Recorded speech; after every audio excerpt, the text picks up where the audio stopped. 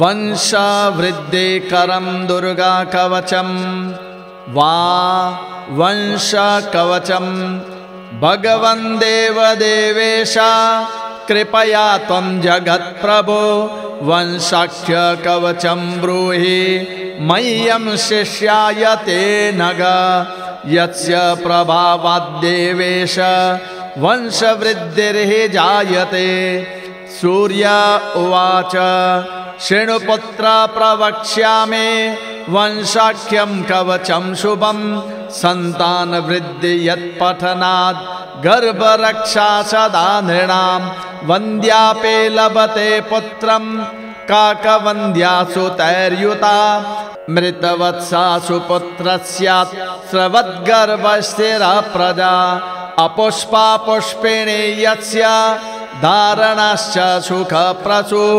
कन्या प्रजापुत्रिणी स्यादेतत् स्तोत्र प्रभावत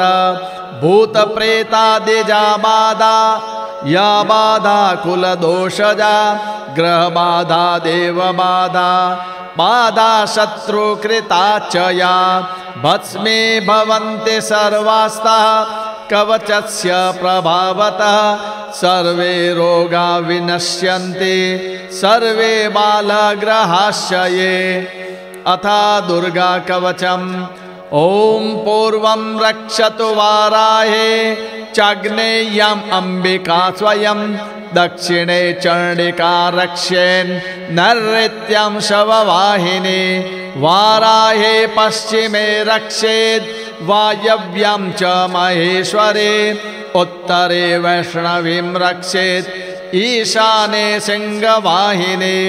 ऊर्ध्वं तु शारदा रक्षेदधो रक्षतु पार्वती शाकंभरी शिरो रक्षेन् मुखं रक्षतु भैरवी कर्णं रक्षतु चामुण्डा हृदयं रक्षता शिवा ईशाने च भुजौ रक्षेत् कुक्षिं नाभिं च कालिका अपर्णायुधरं रक्षेत् कटिं बस्तिं शिवप्रिया ऊरो रक्षतु कौमारी जया जानोद्वयं तथा गुल्फौ पादौ सदा रक्षेत् ब्रह्माणि परमेश्वरे सर्वाङ्गानि सदा रक्षेत् दुर्गा दुर्गार्तिनाशने नमो देव्यै महादेव्यै दुर्गायै सततं नमः पुत्रसौख्यं देहि देहि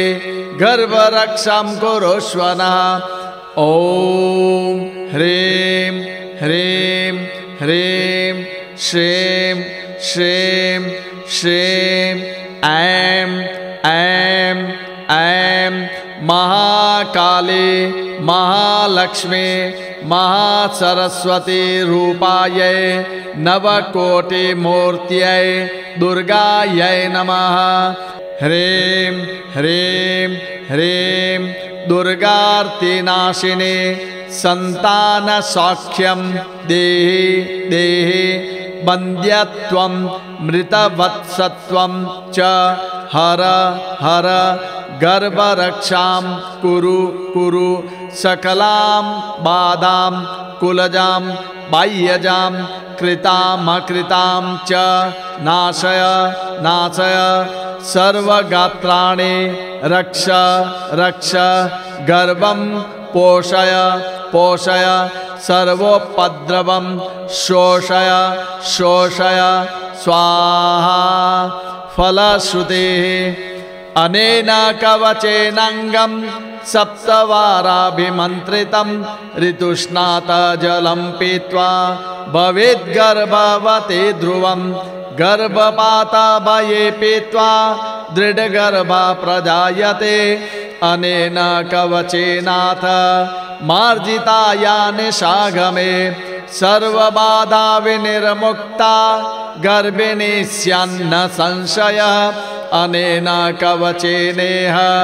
ग्रन्थितं रक्तदोरकं